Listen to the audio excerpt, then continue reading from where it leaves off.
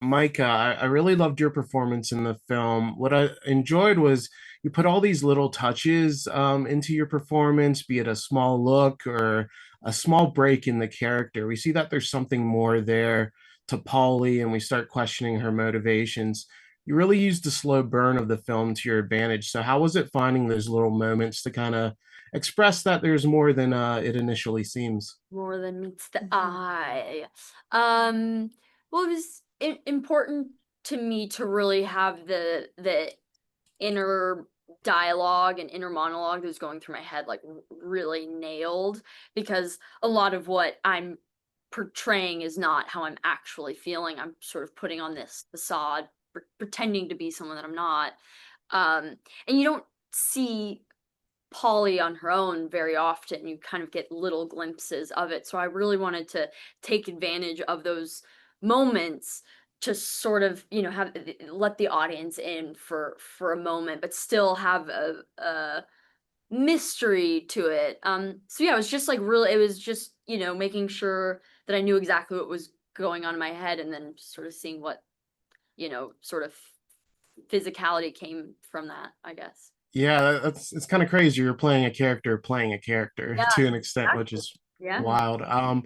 Mary, your character is just fiercely devoted to protecting her children. You're a mother yourself, so how is it putting that passion you have for your child into this role and really showing, not just the worry that a mother has, but also the strength and determination that really comes with motherhood?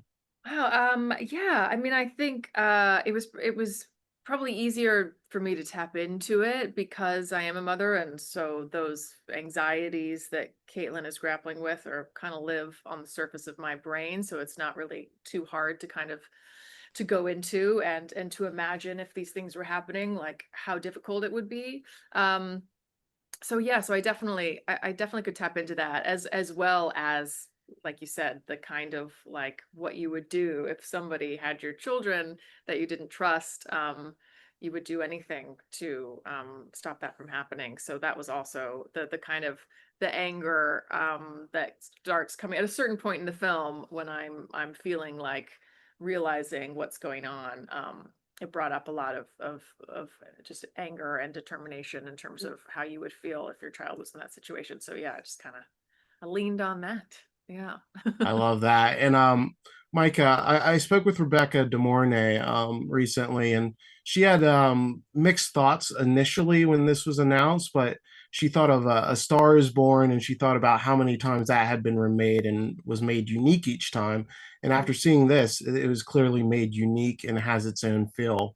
So I think you guys accomplished that for sure. How important for you was it to make sure this did have its own thing, despite it's going to be called a remake 1,000 times, but it really is its own film. Yeah, I mean, I think it's incredibly important.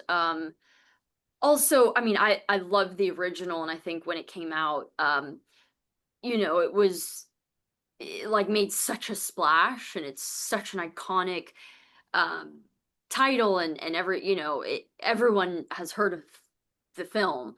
Um, but a lot has changed since the 90s, and I feel like what Michelle and the team did was really made it like modern and current, and also something I loved about the original, but it's different with this, that the original is a bit more like flashy and heightened, and the classic sort of like over the top 90s thriller, which is so fun.